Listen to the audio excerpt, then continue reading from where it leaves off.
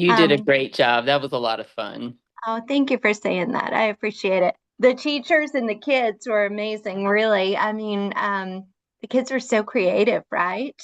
They were. And this, at least when my now sixth grader was in third grade, parents couldn't come to it. You could like watch Um, it on yeah, Zoom. So it was a really nice surprise to get to come and watch. And the yes. setup was really cute. It was great.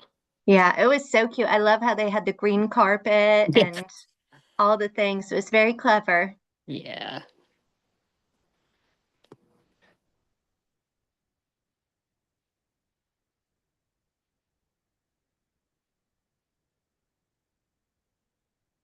We've had a busy week. I think everybody's ready to wind down a little bit for the weekend, right? Or for the long Yeah. week. For sure. Hi, Yes. everybody. Hello, hello. Hi. Tanasha, do you recognize your office behind me? Hey, love it. The power went out in our room and I need 2 screens. So I decided to hop over here. Yes, love it. The Anytime. power went out? Just in our room. Hmm. It does it on and off. Oh, it does? Mm-hmm. Oh, gosh, I didn't know that. Okay. Well, that's something maybe we need to get working on, right? Yeah, one day. All right, it is 6 o'clock. We are mostly all here. We'll do about 1 more minute until we officially get started. Okay. Thanks to Megan for joining us as a guest today. Or did you say we have a guest? Oh, Megan. Yes, of course. Hi, Megan. Having me.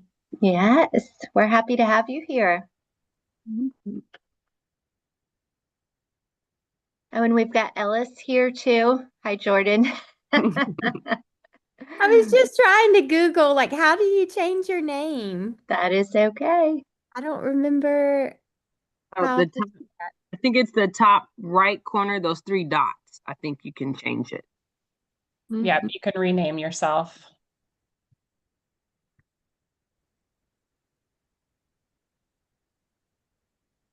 Like, I might even be able to do it for you. Do you want me to rename you, Jordan? She's got the power. Yeah, I don't know. I don't have the, it doesn't even show me rename. Official. Awesome. Thank you. No problem. I think we're missing Amy and Lidra. And I know Lidra wasn't feeling well.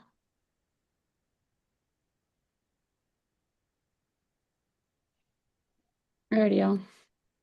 Is everybody okay if I go ahead and get started? Yes. Alrighty, good evening. Welcome to BPA's Go Team meeting, where we will follow the agenda as it's been emailed to you and publicly noticed. This is a meeting of the Go Team, so only members of the team may participate in the discussion. Any members of the public present are to quietly observe. For members of the Go Team, please identify yourself when you speak. I am pleased to call this meeting of the BPA's Go Team to order at 6:02. Our first order of business is to call the roll. So Allie, as our secretary, will now take the roll.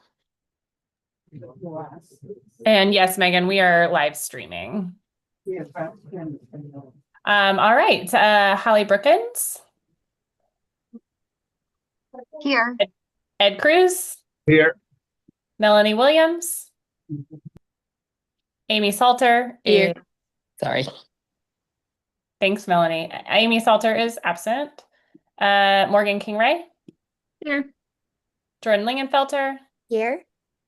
Leidra West is absent. I am present. Shamika Batiste. Present. And Tanasha Mahone. Present. Yay. So do we have a quorum, Allie? We do indeed. Yeah, so we can take all our orders of business. So our first action item of today is to approve our agenda. This was provided to you and you can refer to the copy that was emailed to you. May I have a motion to approve our agenda? I motion that we approve our agenda. Thank you, Tanasha. Do you have a second? I I second. second. We'll go Jordan first. I heard Jordan's first. All in favor, please say aye. Aye. All right. Raise your Aye. hand. All right. Any opposed, please say nay. Any abstentions? All right. So we are good to move forward with that. Now we're going to review and approve our meeting minutes from our last meeting. They were also provided to you in an email. Did anybody have any corrections for our meeting minutes? All right, looks good. May I have a motion to approve our previous meeting minutes?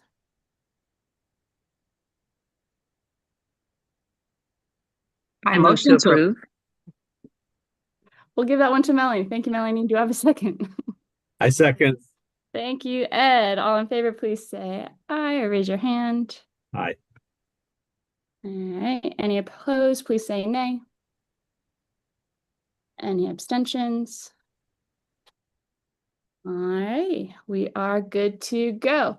So we have approved our agenda, we have approved our previous minutes, and we are skipping around our agenda just to honor Megan's time for coming on to join us. So we're going to go ahead and do our information item first from Megan. Morgan, excuse me, are you sharing the screen? I'm not seeing it. Is anybody else? I just see a black line. Let's try this one. Oh, there we go. There we go. Thank you so Perfect. much. Appreciate y'all. Yes. So information item, Megan, the floor is yours. Just let me know when you would like me to move forward. Sure thing. Thank you all so much for letting me come and present to the GO team. As part of a comprehensive school counseling program, there is something called an advisory council that I am supposed to have once a semester every year. Typically, it's a separate advisory council group that I'm asked to put together. But when I met for my annual conference with Dr. Brookins at the beginning of the year, she suggested that I use the GO team as my advisory council, and I just loved that idea. And so I'm here for this semester, and then I'll be coming back to you in the spring with final reports of how I have made an impact academically for our kiddos at BPA. So thank you for having me. And let's just jump right in. So the Comprehensive School Counseling Program at BPA is following the American School Counselor Association national model. You'll notice our lovely diamond here, a visual of the things that a counselor does within the program to ensure that all kiddos are supported academically, socially, and emotionally, and college, career, life readiness wise. We define our work by professional standards as well as by the student standards that drive all instruction and all interventions. I'm pretty proud of my website, as it is a way to kind of keep myself accountable to our community. Not only is it a way for our parents and our community to have access to me, but it's also a way for everyone to see what I'm up to. So on the What I Do tab, you'll see the plan that I have for instruction and how those standards will be taught for all of the kiddos by the time they leave us in 5th grade. And you'll also see a monthly use of time report at the end of every month so that you can see how I'm spending my time. Next slide. So as of today, this is what my time looks like. I actually pay for a use of time program that's designed for school counselors, and I log all of my activities as I'm going throughout the day. And so the ideal amount of time a school counselor would be delivering both direct and indirect services. So direct services are any services I'm doing that's directly impacting kiddos that are there with me. So individual sessions, small group counseling, classroom lessons, and then all of the school-wide activities that we do, like morning meeting and those sorts of things. That counts as direct services. Indirect services are those things that I'm doing on behalf of kiddos without them there. So all of the parent meetings that I'm in, any 504 meetings that I might attend, anything that I'm doing to work on behalf of them without them there, that should total a total of 80% of my time. We're pretty close there with 48% directly serving kiddos so far, 33% serving indirectly. And then the last 20% of my time should be spent planning, program planning, and school support. So all of those fair share things that one does, like carpool in the morning and any other things like that. So I actually do schedule program planning in my weekly time, just so I can make sure that the kiddos are getting quality interventions, whether it be in the classroom or for small group. So that is built into the weekly schedule. Next slide. So the system of supports for school counseling looks a lot like the MTSS system of supports. And it will also speak to why our student support team is so important and strong at BPA, which is a glow later on. So universal support, it's called a comprehensive school counseling program because every single student will receive counseling services throughout the year. And the way that we make sure we do that is through class lessons. So I'm really happy to report that with Dr. Brooken's support, my class lessons have increased exponentially this year. I believe if I can pull up my data from last year, I believe I was at 80 or so lessons at this time last year. This year, so far, I've been able to complete 157 class lessons, and that is directly in response to Dr. Brooken's support and advocacy for the work. We have 6 small groups that we have offered so far. Most of those small groups have lived in 1st and 2nd grade around big feelings. So how to cope with and regulate ourselves when we are experiencing those big old feelings. And then to date, I've completed 102 individual sessions with kiddos and more data to come. So what we really want to see, well, I'll talk about that later. Next slide. So the infamous Melick Minute, we have a self-referral system for our 3rd through 5th grade students, and I call it the Melick Minute form.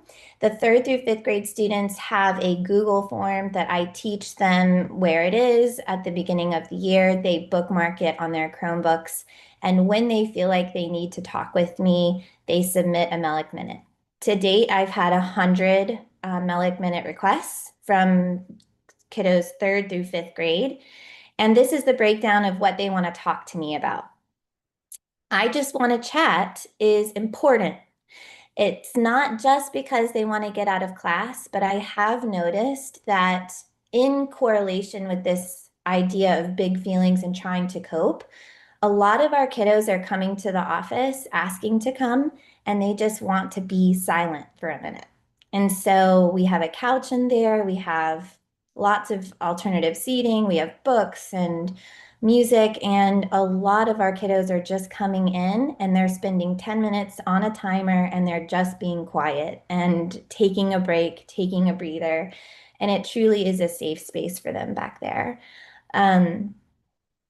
We have, I think, an uptick in our data with regard to sessions that are started because of things going on at home. We have that I have seen an increase in that this year. Topics such as divorce, not being able to see one of the parental units from that divorce, that has been an increase in our data this school year. School, I'm seeing a huge increase in stress levels, especially in our 4th and 5th grade kiddos, and feeling like they have enough time, they have enough resources to get done what they need to get done. And so a lot of times when they want to talk about school, they're coming in and I'm helping them get reorganized. We're going through their notebooks, we're going through their notes. I'm teaching them how they might take notes differently. So that's actually an increase. The first 3 years that I was at BPA, school individual referrals were much lower. It was less than 10% most years.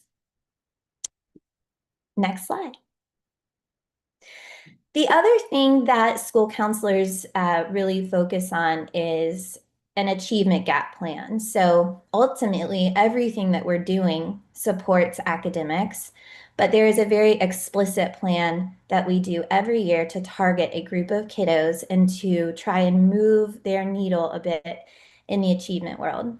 And so what I do at the beginning of the year is really intentionally try to attend as many data meetings as I possibly can to get a pulse anecdotally and numerically about where we are with the data and where I might be able to best help.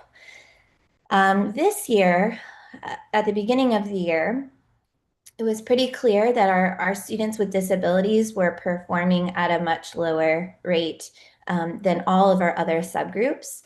And also with ELA and reading. And we saw with our new CCRPI score and the closing the gap or the readiness score that that storyline is still true, right? So we're seeing that our students with disabilities are significantly lower in their reading on grade level than the other subgroups in our school.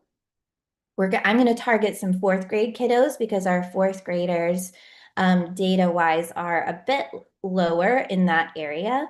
And so I have identified about 10 kiddos in 4th grade that are a part of the students with disabilities subgroups that I am going to, starting in January, have a targeted plan with them where we're doing things like a weekly small group check-in with individualized goal setting for them, both for their class grades, but also any sort of map data. And I'm going to so they're going to take their winter map when we get back from Thanksgiving. So that's going to be the final data piece that finalizes the kid list, the kids that I'm going to target. And we'll take that data from winter map and really look to form those goals around that for their spring map.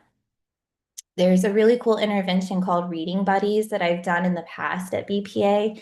And what I do is I take their current reading level and I pair them with a student in a lower grade that's equivalent to the grade level they're currently reading. They learn how to read out loud to a student, like holding the book, how to hold it so they see the pictures, and they're paired with that buddy. And once a week, they get to pick them up from their classroom. They get to escort them to the library. They get to cozy up with a book that we've practiced ahead of time.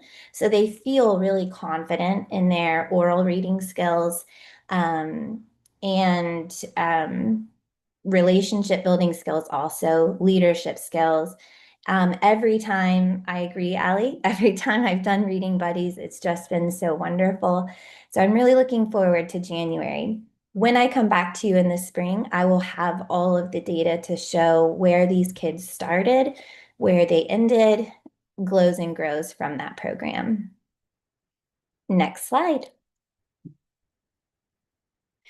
So this is kind of the end, the whole point of the advisory counselor, the whole point of presenting to you is to kind of throw some data your way, tell you what I'm up to, and then y'all give me recommendations or feedback on what you're seeing so far this school year. And so there are some glows that I'm really proud of already. The increase in Tier 1 services is just a huge win. It's something that I've really been grappling with since the day I got to BPA, how to get into these classrooms, how to make sure that these kiddos are served by their school counselor. And so I really am so very proud of that. Part of that included advocating to be on the specials rotation for 5th grade. That has been a success, but it's also been, it's highlighted how there's one of me and 600 plus kids so far. What's so beautiful about it is the district is really pushing for life readiness post high school. Our graduation rate is increasing. However, when we look at the data past graduation and we look at the percentage of kiddos that are actually finishing a credential within 5 years of graduating, that percentage is so low no matter how you cut the data statewide. And so at Atlanta Public Schools, they're really focused on the 4 E's. They're focused on kids being ready to be entrepreneurs. They're ready to either enroll in a college program or a credentialed career program or enlist in the military. So I guess that's 3 E's. So with that, I thought if I can get into the connections or the specials rotation and really provide some intentional programming around the transition from 5th to middle school, I'm hopeful that we see a bit of different data coming out of 5th grade and into 6th grade. So what we're doing is we're calling that class connections because in middle school, their specials are called connections. So they get to kind of feel a little bit like they're, getting closer to middle school. We do things together like talk about graduation requirements. Your kids already know that they need 23 credits in high school to graduate. They know what a pathway in high school is and how that's connected to career.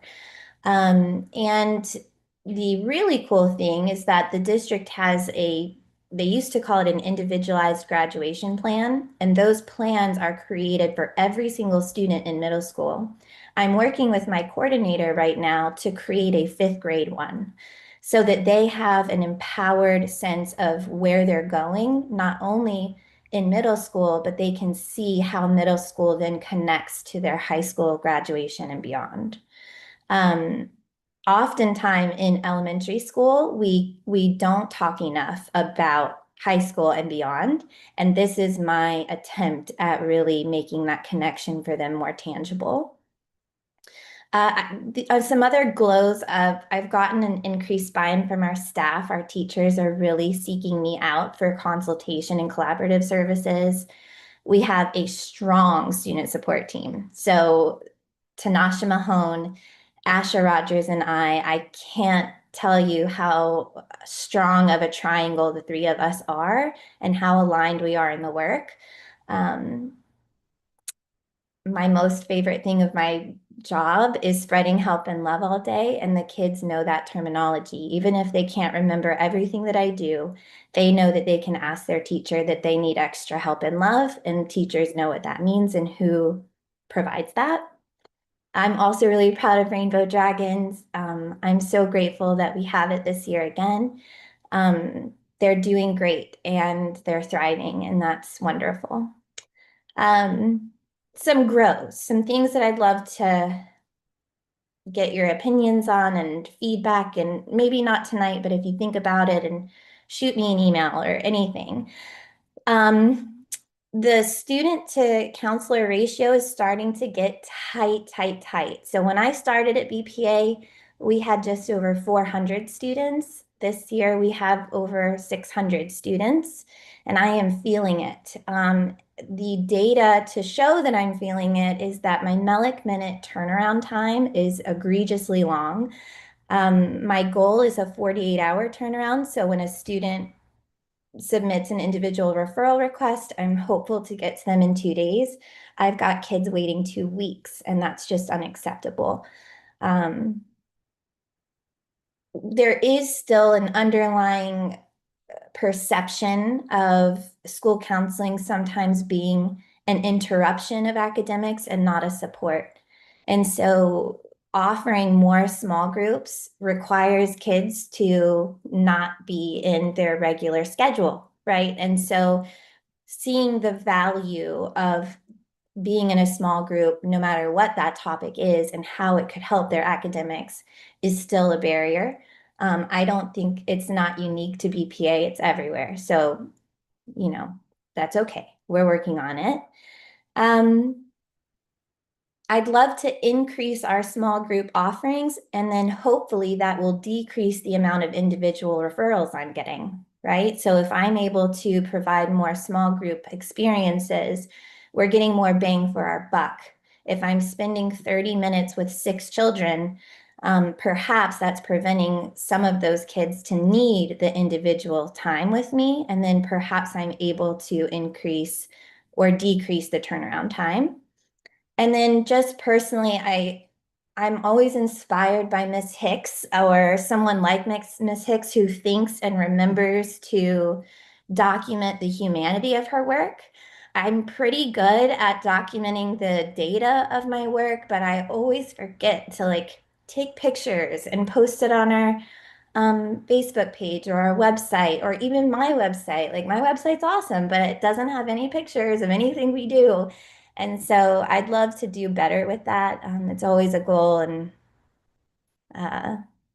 I'm still trying to get better at it. So that is my presentation. Do you have any questions or concerns or feedback? Well, I just wanted to say thank you so much for coming tonight and sharing all of this with us. I am thrilled to see your data and how often you're getting into the classrooms. For me, I think it's so important that we are really taking care of our kids' mental health as well as their academics, because when they're feeling good emotionally, that's when they're open to be able to learn. So I think the counseling piece is really important. So thank you for that.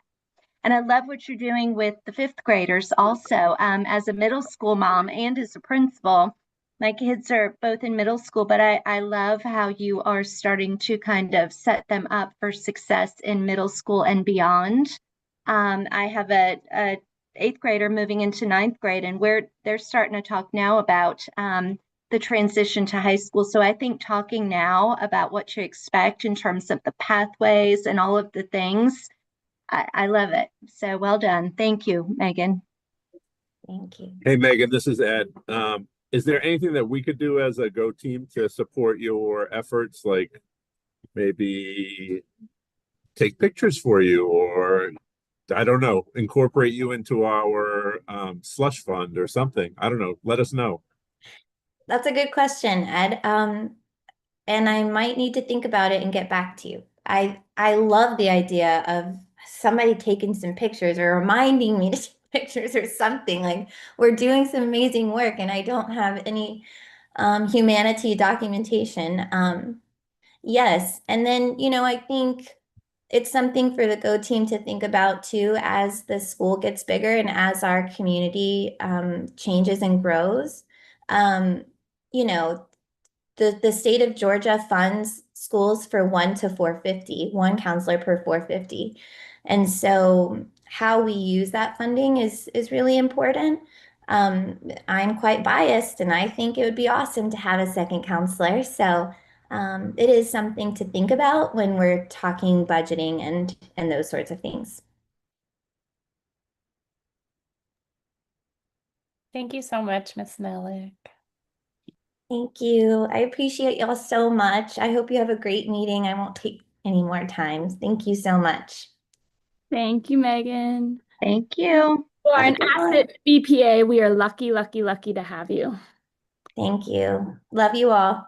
Love you. All right, y'all. We are going to go into our discussion items, and the big work we have today is to continue our development of our school strat plan and that process. It does look different from what it has in the past in the sense where we're building the whole new plan for 2025 to 2030. You see the purpose and the timeline. We are working towards getting our plan solid today so that when it comes time for our January meeting, it is updated, it is approved, and we have ranked all our priorities. So this is what the APS 2025 to 2030 strategic plan looks like. The big theme of being believers, back to basics, and we see those 6 buckets of work with the different goals and then the priorities listed below. So we'll talk through what that looks like for us, but we're going to mimic this in the sense of how its organization looks like. So our template will be changing. So again, as a Go team, we are focused on the governance part. So our mission, our vision, now working towards our strategic goals to where we'll have our focus areas and our objectives. This is where we are in terms of our process overview. We've reviewed the data. We started talking about our mission and vision, and we'll revisit the work that we did for our mission prior to diving deeper into the objectives today. We last meeting looked at our 2030 goals, and we decided to keep with the 3 that are based in our continuous improvement plan.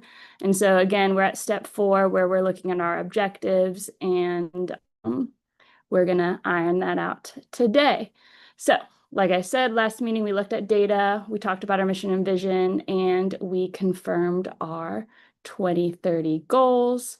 I did want to bring the update to you all about our school mission and vision. We had our work session on reworking our mission. We had our old mission, which you all see there, and then this is the new mission that the group, and most everybody was there on the call, but what we chatted through in terms of what we wanted our new mission to be, still keeping the themes, but maybe making it a little bit more concise and more family-friendly, community-friendly. So this is where it's at. I'd like to see if everybody is okay with moving forward with what the work session, what that group, what we work towards. I know Dr. Brookins, you were not on the call.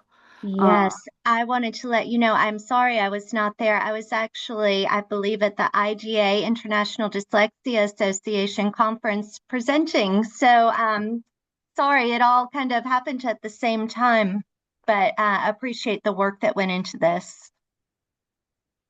Thank you. Thank you. So yes, our new mission saying that Burgess-Peterson Academy provides an equitable, inclusive, and inquiry-based environment focused on developing globally minded thinkers who create positive change. Is everybody in agreement that we can move forward with this? I see some head nods. Any final thoughts? Allie says it looks good. I think it looks great. I like that it's more concise and really encapsulates pretty much what the old mission was saying, but just in a much more concise, more user-friendly manner, I believe. Awesome. Awesome. Melanie says it's great. So we're going to say that this is, so moving forward, when we refer to our mission, this will be the new mission that we get to. Tanasha's let us know when you memorize it. So just to reorient ourselves, these are our goals that we determined. Again, they were based through our work on our continuous improvement plan, as well as what APS has for their board goals. Again, we're looking at our proficiency for ELA, our proficiency for math. By the end of this, we want a 20% improvement points. And for 2030, increasing that CCRPI school climate score, putting numbers to it from 94.1 to 96.4. And if we get that 96.4 score for school climate within our CCRPI, that would change our climate rating to 5 stars. So that is the goal. Is everybody on the same page for our goals? All right, so moving right along, we're going to go into our strategic plan, looking at our objectives. We have, they've said, a process for us to look at it where we're going to stop and then continue and start. That will lead you through. So for this, we have our old SMART goals, And it is now going to change. This is our new template where we'll have our mission and vision at the start. We're going to have our 3 goals at the start, at the top that I just shared. And now we're going to be taking our priorities and realigning it to the 6 buckets of work that APS has outlined for us. So here are our school strategic priorities in this box, nice in the red, and that is our focus for today. And what we're going to do is basically looking at these 7 school strategic priorities to reflect and see, like, are there any strategies, priorities that we want to stop based off of what we have, things that we'd like to change or align. I know it's small. Do you all want me to read them to you all? Are we good? I think we can see him okay, Morgan. Everybody else, I put my glasses on, so now I can see better. Official. Morgan, may I ask a clarifying question? On the new template, the categories that were in red, are those from the district? So all of these are from the district. We used to have 4 areas. Okay. On our strat plan, we did the academic excellence, building a culture of student support, equipping and empower leaders and staff, and creating a system of school support. We had those 4 buckets, and we tried to align our priorities to those 4. Now we have 6. Okay. And it's the black and the red. I'm not Black sure and why red. they Okay. aren't all the same color, but that's Because our new colors for APS are new, Yeah. that is our old colors. They went back to the old, back to basics. So back to our colors. Yes, Gotcha. you'll see all new branding across the district as it moves over to the Black red and red. Mhm. Yes. Yes, so we're strengthening our instructional core, caring for every child, sparking student curiosity. Our strength is our team, our responsibility is shared, and our school is efficient and effective. So using that as a basis, are there any of our priorities that we think aren't priorities that we should have? I actually have a clarifying question, and I probably should have asked this last year, but I'm wondering about the difference between 5 and 7. And I just want to check that 5 is like related to inside the school and 7 is related to outside. But I think back to our conversation about like belonging and community, and I'm like wondering if we want to continue to keep those as 2 separate ones. Allie, it's so funny that you said that. So when Morgan and I were working on the slideshow, that is exactly what we brought up. I said, can we combine 5 and 7, right? And then we have less priorities, which allows us to be more strategic about what we're doing. Mm-hmm. But they really go together so well. I think we could easily combine those 2. Mm-hmm. Yeah. And like Ali, you were saying, it was the school culture, number 5 was like within our school building, whereas informing and engaging, number 7, the school community was talking, the intention was like our surrounding community. Some of our strategy was like partnership with King Middle School, partnership with the EAV businesses. So outside of combining them, that opportunity, are there any other of the priorities that we think we do not want to continue? Morgan, can I just go back to 5 and 7? I think that they work hand in hand, because when you have a positive environment inside the building, it really lends itself to that positive community environment and vice versa. Oh, is Morgan frozen? Yeah, I think so. Oh, there she There she is. She's back. The good old APS Wi-Fi. Okay. Is there anything else, though, that we want to stop doing?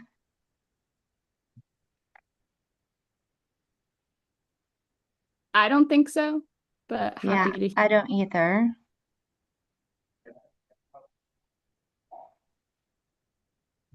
These are all things that we want to continue. We want to have a strong math program. We want to have strong structured literacy practices. As Megan was sharing about our student support, how impactful that is, whole child. All right, so it looks like we're in agreement of that. So it's like, what do we want to continue? Do we agree that we want to continue all of these outside of combining 5 and 7? Is there any wording that we like? I like I think the foster a positive, informed, and engaged school culture, and just adding on and community, like kind of brings it all together. Foster a positive, informed, and engaged school and community culture. Yes. School and community culture versus school culture and community. School culture and, well, I feel like what we're saying is we want to have a positive climate and culture inside and outside of the school, right? Yep. I agree. And Allie, you got that written down. Perfect. And if we continue those things, so here we're supposed to enter the priorities that we should continue. So I'm going to just edit what we just said, where I'm taking off 7. And this is where we say the school and community culture. That look good? Mm-hmm. Okay. So we're saying that we want to continue all of our objectives. Instead of the 7, we now have these 6. So this slide is based off of the new focus areas, those 6 buckets as we get back to basics and have the community of believers. Our job is to identify of those 6 objectives where we think they should lie within the plan. There's a couple of things that we have to try to keep in mind. Within each focus area, we should only have 1 to 2 objectives. We can think about our strategic plan and our continuous improvement plan as to where we could fill the holes if we're finding that we don't have an objective currently within our plan that fits. They want us to focus on getting back to basics first, and then we'll look at community of believers. And so our plan, I want you all to just review it because as Dr. Brookins and I were sitting through, Dr. Brookins, do you want to give some info of how we set this up? Because it's not blank, because we started chatting about it. Yeah, we just kind of took a look at all of the priorities and really looked at, based on the work that we're doing, where everything would fit best. And we just kind of plugged it in. However, we are absolutely open to moving these around as the team sees fit, because this is really teamwork and a team decision. So take a look at this and kind of, as Morgan said, let's take a look at getting back to basics first and really determine whether we feel that those all fit in the proper buckets, or do we need to move them around anywhere? Yeah, and so you guys will see how we're strengthening our instructional core. This on APS's district plan says APS's students will have high quality instruction. What we did is just so we have a better understanding of what should fit under each one. Mm-hmm. We just personalized it to say BPA. So the first ones were our first two of our objectives, where we're looking at our highly effective math program as well as our structured literacy practices. We put those under strengthening our instructional core. Does everybody agree with that? What are your thoughts? See some head nods. All right, and then caring for every child, that was our priority about our whole child system of supports.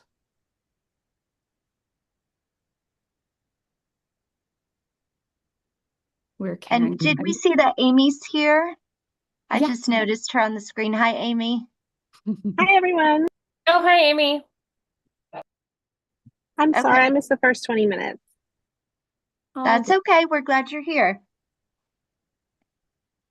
So if we're Okay. okay with whole child, then the last one is sparking student curiosity, access to explore and expand passions and interests. Thoughts on our priority for being an IB program at our school? Everyone in agreement that those fit?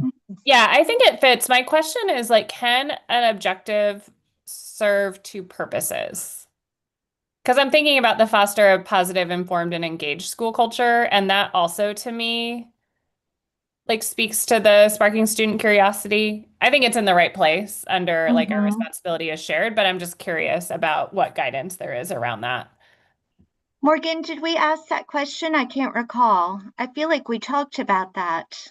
I feel like what they do want is separate priorities for each bucket. So we really don't want to see a duplication under an area. Like we shouldn't put an informed, engaged school culture under multiple. Try to think of where does it best fit. Whereas I think we do know that all of these may intermix across. Yeah, but great feedback, Allie. I hear what you're saying.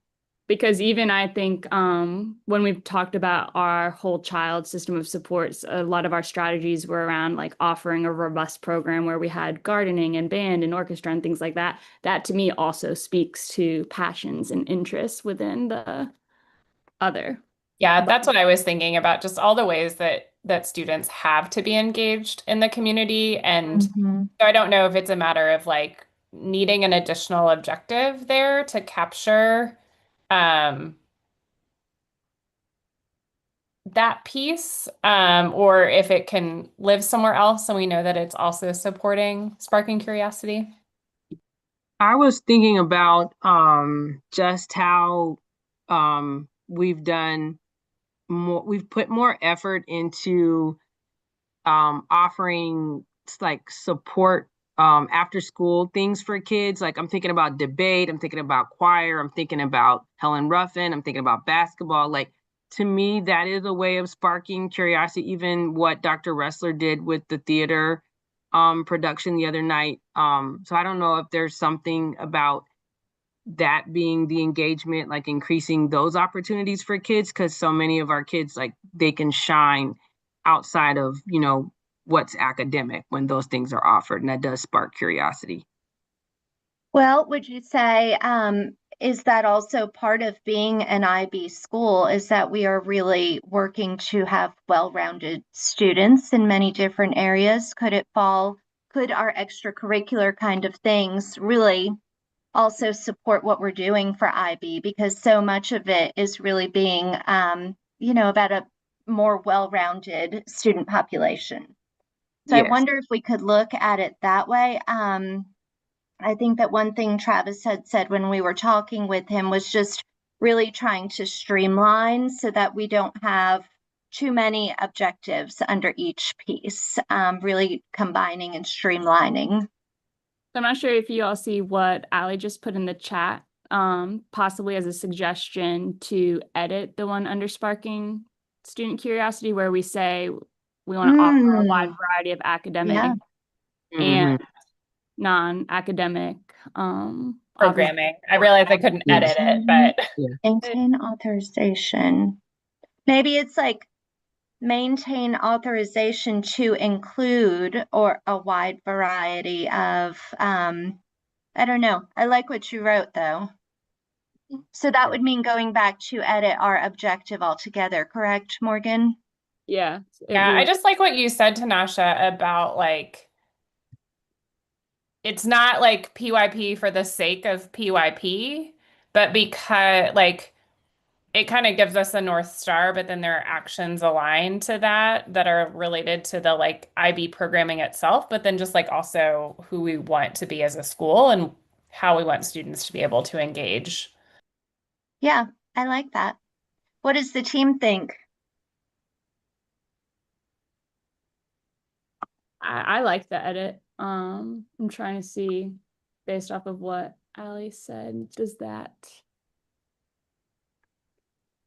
And I think it does incorporate who we are as a school also. And you know, Allie, as you know, and Amy too, I think that the non-academic offerings are something that have been coming up at our coffee chats. So it's something I think that, you know, our community feels very strongly about as well. And they appreciate those opportunities for their kids.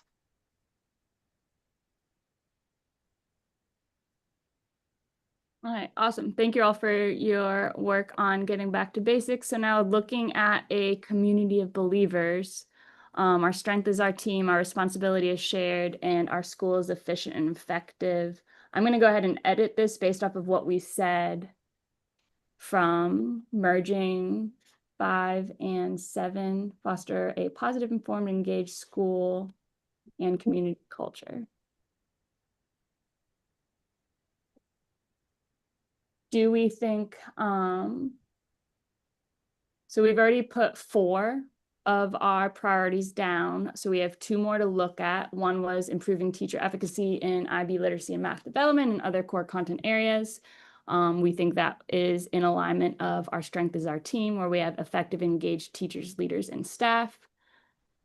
And then the other being that we're fostering a positive, informed, engaged school and community culture. Under that, our responsibility is shared. We will have supportive families, communities, and partners. Do we think that those 2 fit? And do we think there should be any changes to it?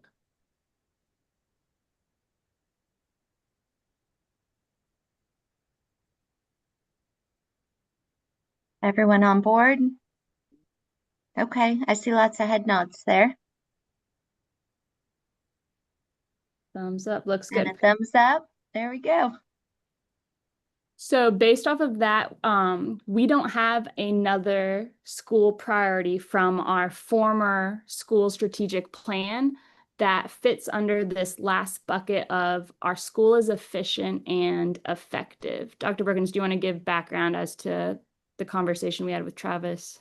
Yeah, we just reached out to Travis Norvell, who's over kind of strategy for the district. You may know him, just to get a little more clarity around it and whether, you know, we needed to add an additional objective to fit into that bucket. And pretty much what he said is that it really is around kind of the underpinnings of the school. So looking at our budgeting and making sure that that's aligned with our continuous improvement plan and our priorities for the school. Looking at our outside partnerships could be part of it. Looking at our data and how that kind of supports and drives our continuous improvement plan and our priorities. So just looking at how we are leveraging all of these things in order to be most efficient and effective with how we're running the school.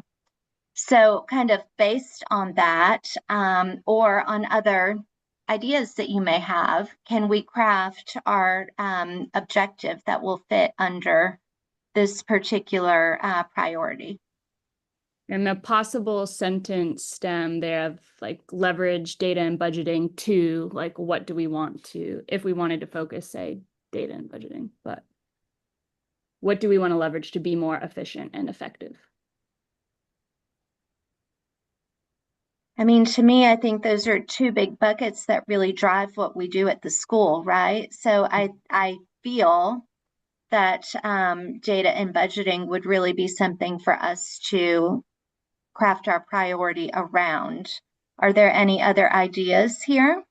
Oh, look, Allie has a great suggestion. Just getting us started. Sometimes getting started is the hardest. So just something that we can play around with. I like it. I don't know if this fits there, but I was thinking about just what a great job you've done this year, Dr. Brookins, around safety. And I think a lot about safety and space as being like a way that a school is effective and efficient. I don't know how that fits here, but I do know conversations that we often have in the building around the fact that we've grown so much, but we continue to use our space the same way. Like we have to rethink that to be able to support like a bigger population of students better. Yeah. So Mm-hmm. I appreciate that suggestion also, and you are correct there. And safety is a big part of what we do every day, no doubt. Allie said, optimize use of budget, space, and resources to. Mm-hmm. yeah, I think in the space, and I think about like in the last 9 years, there have been a lot of little things we've done, like even the changes with the playgrounds, and like we've done it, but it's just not been like, you know, a goal, but it always comes up because we continue to grow. I think what bubbles up for me is the talk of like facility utilization. Especially when we've chatted about our common spaces and what we've done. I like saying the optimizing budget, space, and resources. We could also lift the safety to ensure our school is safe and you can say like academically growing. Yeah, safe and productive. Mm-hmm. Safe and productive. I like that. Do we want to talk about communication and how we That communicate? too. Yeah. Do you want to talk about communication and actual reaction to data and statistics so that we are super effective in lifting and shifting when needed, given our data, you know, that we capture? That's something that's coming to mind for that kind of being efficient and effective. I think the communication part, inclusive of everybody's kind of inputs, and then reacting to any kind of data that comes out, data points that are important to us. I don't know, I threw a lot of words out there, but you know what I'm saying. Does that sound to us like we would want, because Ed raised a couple points, like having two different, because we can have 1 to 2 objectives for each focus area. Do we want something around streamlining our communication like we focused on?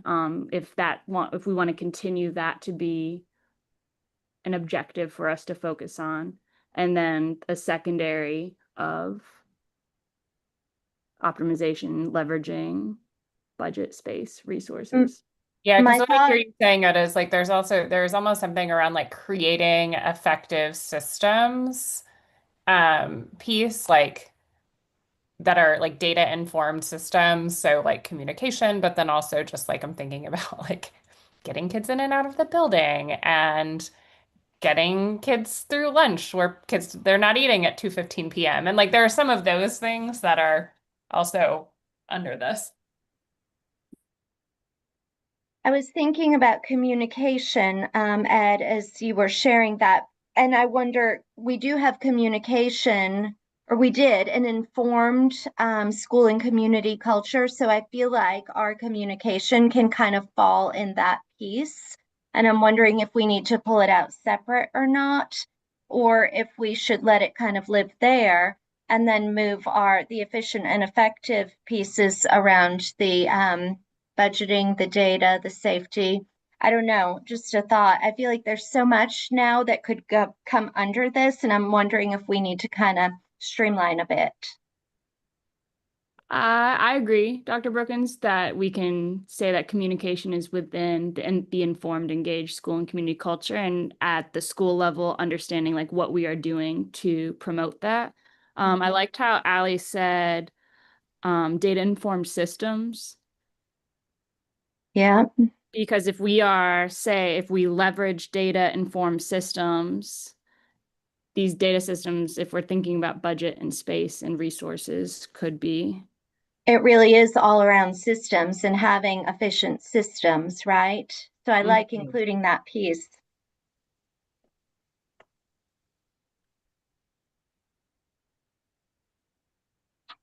So how do we put it all together now? That's the question, I think, right? Feel like we're having the mission statement conversation all over again, but about efficiency. Almost there. So let's see.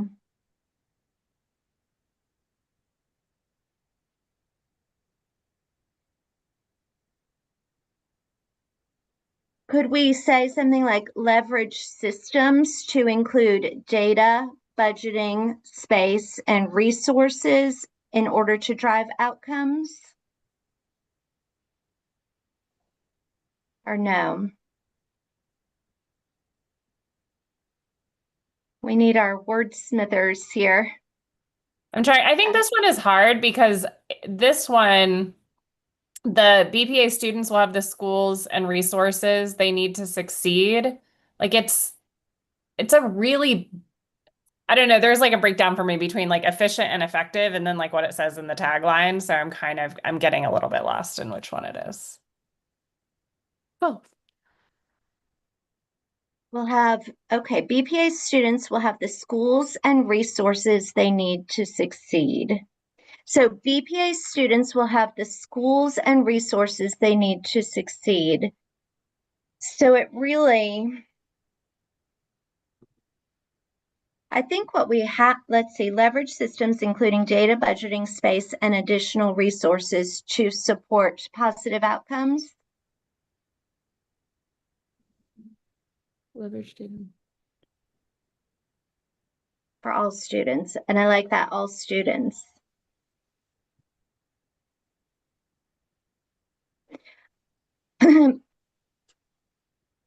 What are your thoughts, everybody? I like that leverage system. I think that covers. We'll dig into like the actual actions related to these, right? Like these are kind of the headlines and then So I'm it's just different this year. okay. This now, what you see here is our plan. We're not narrowing as a Go team. It is not our governance role to pull out the specific strategies that are happening at the school level.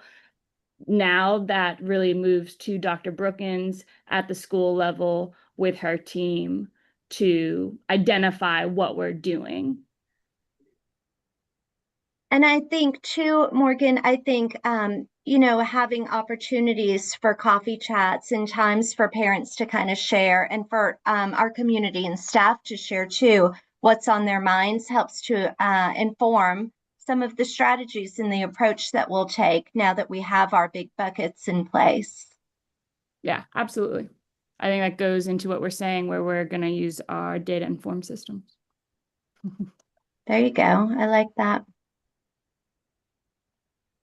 So leverage. Ed, I really appreciate that you pulled out that communication piece because that's been something that is also really important to us and that we're really working to try to streamline and make more accessible for families. Yeah, and it shows. I think it's like an ongoing challenge, but yeah, it's always in the forefront. It's trying to get it to get the information to everyone. It's not easy. Yep, to get it out there and also to get that right balance where you're not bombarding people, but also they're getting the information. It's really an art, no doubt about it. And we're working to find the right balance. It's also, I'm going to use my normal dumb things to say, but it's kind of a goofy community that we have. So it's like we're all over the place.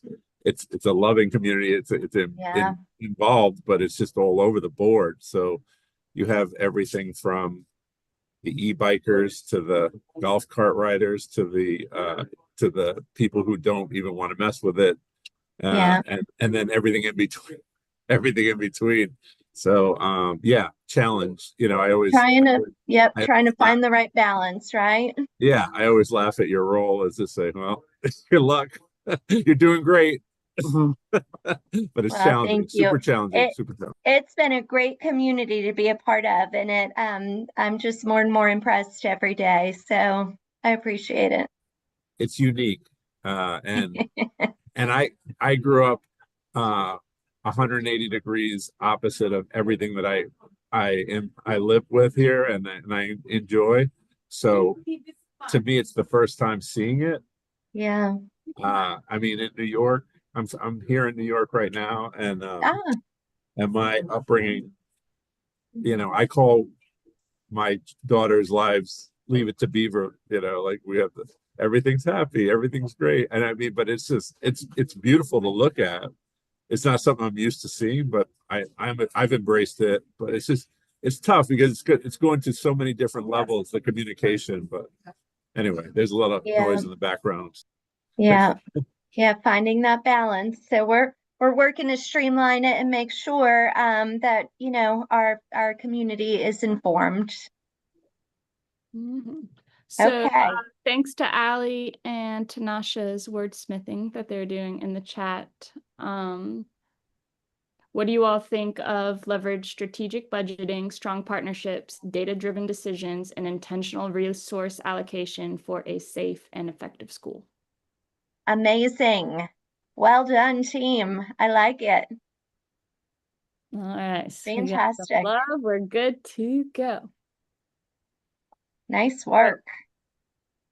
Now that we've aligned our objectives, are there any other new objectives that we'd like to add to this? We did our new one just to make sure we built out all of the focus areas. Do we feel like everything is covered? And again, the goal is to be as strategic as possible with our big priorities. So less might be more. But is there anything that could make this better?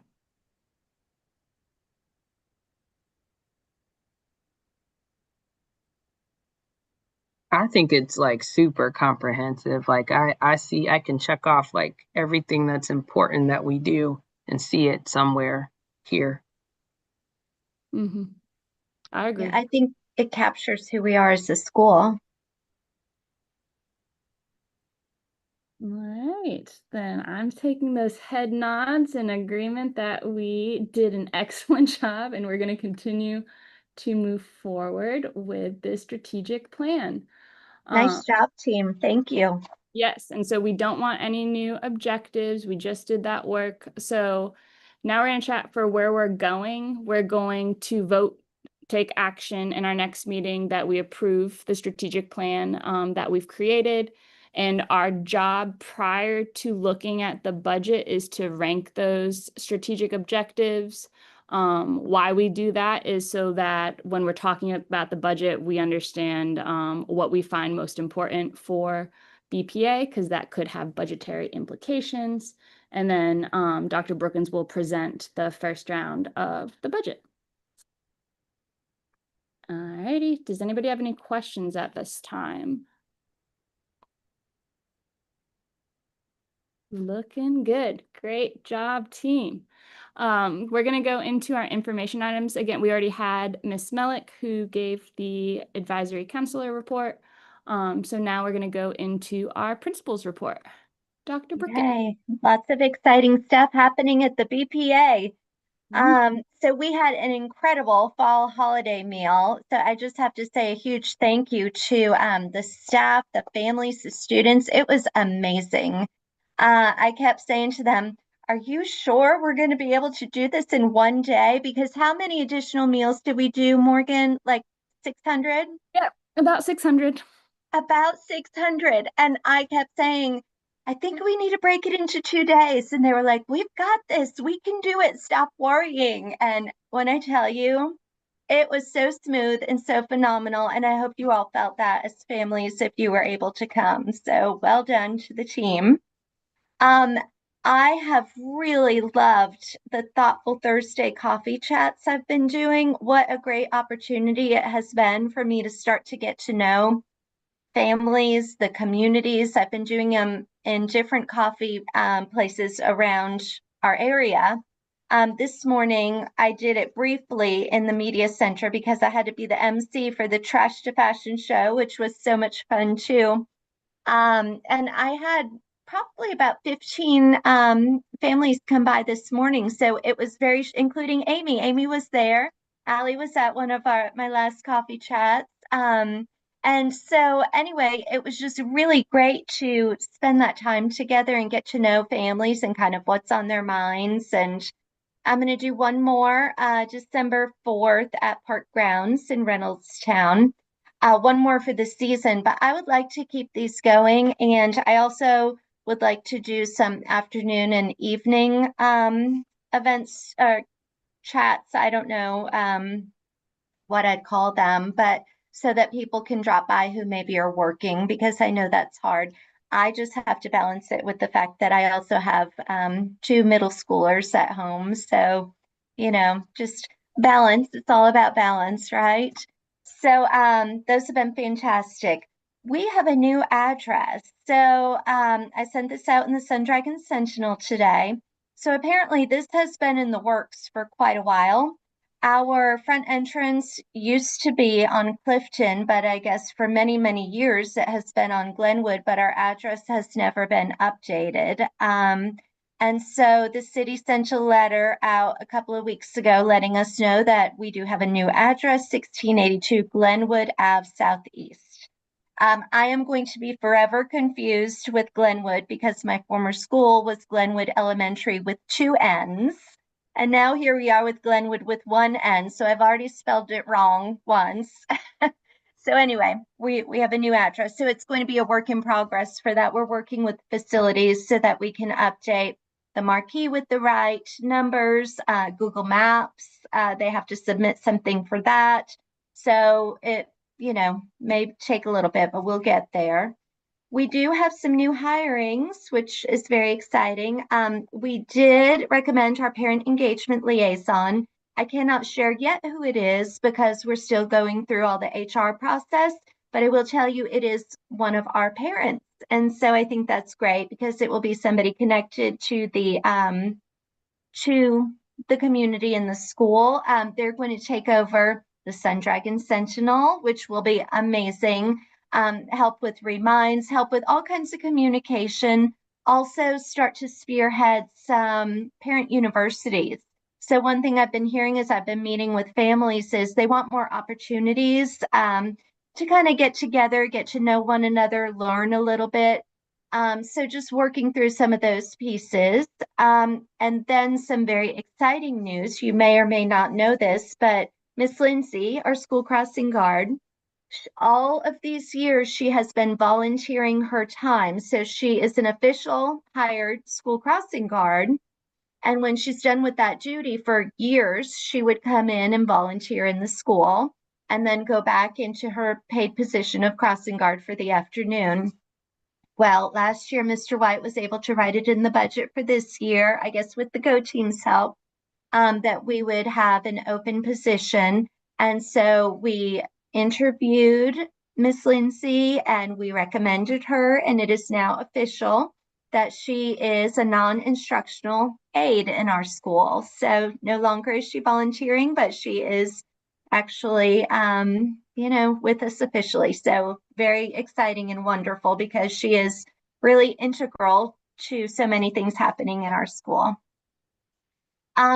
We have finally, I think I told you about this a while back, but Pickup Patrol is finally approved as a vendor and going through the process of invoicing now. Pickup Patrol is an app that we are going to start using. We'll do a lot of change management communication around it before we start using it. But it will allow us to be able to, as parents, you'll be able to go into the app on your phone and change your child's dismissal before 1:45 p.m. without having to call the main office and then the information having to be relayed to the teacher.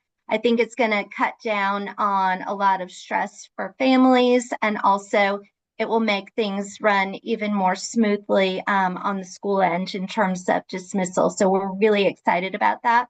And we will have our parent engagement liaison offer some sessions to help families to talk about how it works and all the things. It is so simple to use. I am hopeful that you all will see the benefit of it as a parent, just like I did. Mr. Golden's food drive. Wow, that was incredible. So we have our final tallies here. I wrote them down. They went in Sun Dragon Sentinel today also. But between PTA, and the East Atlanta Business Association's East Atlanta Runs Club, we received a total of $4,855 in grocery store gift card donations for our families and even our staff also who may have needs throughout everything happening with the SNAP benefits. So we're thrilled about that. 2,477 non-perishable food items were collected.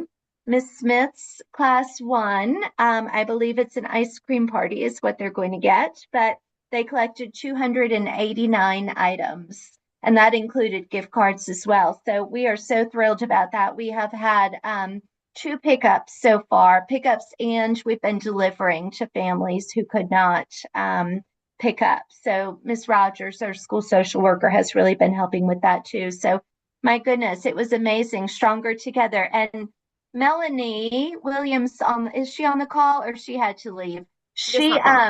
She was there yesterday with a lot of volunteers helping to pack boxes. So it was really a team effort. Fantastic. Okay, and then we have our CCRPI score. So for those of you who don't know, I'll just tell you briefly what CCRPI is exactly. So, well, it's right here. College and Career Ready Performance Index, and this is how Georgia measures how schools are doing essentially, and there are several different components. So as you can see, BPA went up in every single component, which is really incredible.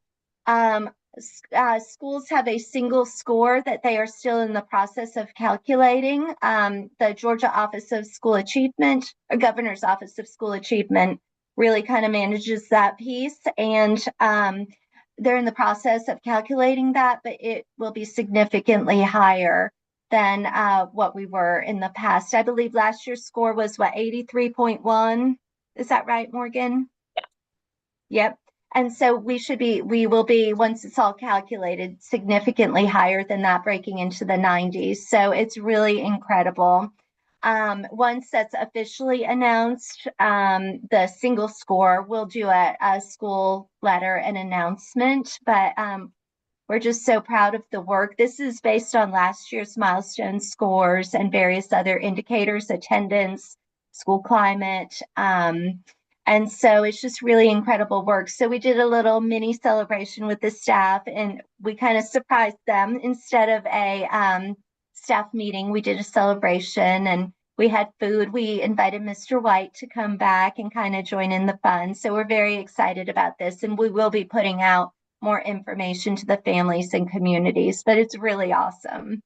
So well done, staff, teachers, students, and families too, because it really is a team effort and it takes a village. So any questions? Any comments, concerns, anything?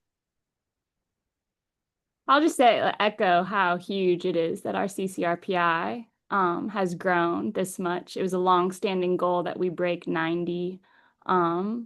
And while we don't have our official single score, it's very indicative that we will be there, but it is very, very huge for us to be where we are. Progress specifically went up 12.8 points, which is giant, especially with us meeting the needs of our groups of students, which is great. Mm-hmm. Really incredible.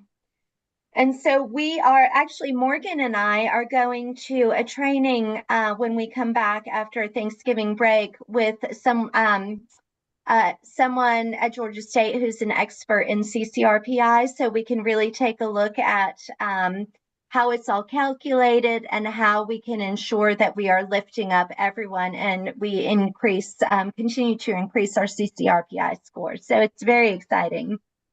Back to leveraging our data systems. There you go. That's right. That's right. All right. Anything else? Any questions officially? If not, our next information item was our cluster advisory team report. Amy attended that as our CAT representative. Amy, is there anything that you wanted to share for the good of the group? I see that she's muted. Yeah, there she is. Hi, everyone. Sorry. So cluster advisory team report met with this when we did our small breakout group. The main topics were like attendance, what were the district attendance goals, as well as the budget. In the smaller groups, we talked about what were some things that we could do to reduce absenteeism. What were people doing across the cluster that we could learn from. A lot of folks were using their art teams, following up with families weekly, and also using incentives that they got from community members, like gift cards and such, to incentivize folks to come to school. And we were hearing that from like the younger elementary schools and such like that. So we talked about other more innovative things. We talked about doing things rather than like at the end of the semester, at the end of the year, doing incentives weekly that accompany those weekly follow-ups.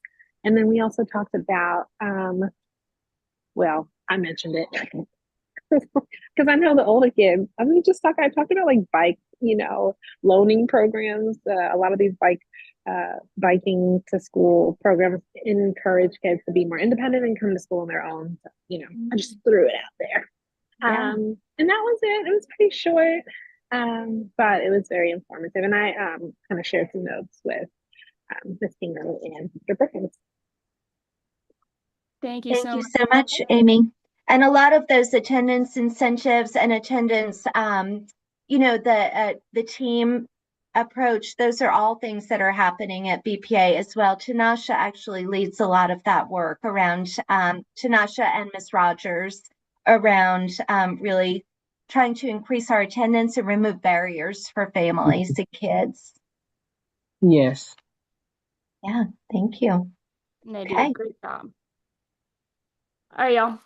That has come to the end, aside from just the reminder that with our facilities, they're continuing to meet. They now have these visioning meetings. The one that's next up is this December 2nd meeting. The public hearing is December 3rd. That's our next opportunity if anybody would like to attend. In terms of that, does anybody have announcements for the good of the group? Our next Go Team meeting will be that budget meeting, as well as just approving our strat plan, and that is set for January 29th at 6 o'clock. So for that, y'all have your calendar invite. It is Thanksgiving break next week. We hope you all have a lovely, wonderful break, restful break, and everybody stays safe. Mm-hmm. At the end of our agenda, is there any additional business at this time? All right, may I have a motion to adjourn the meeting?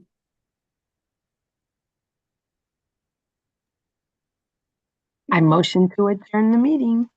Thank you, Tanasha. May I have a second? You got a second. Thank you, Shamika. All in favor, please raise your hand or say aye. Looking good. Any opposed, please raise your hand. Any abstentions? Good to go. Our meeting is adjourned. It is 7:21. Thank you all so much. Thank you. Have a great holiday season, everybody. Thank you. Thank you. Take care. Thanks, guys. Bye-bye.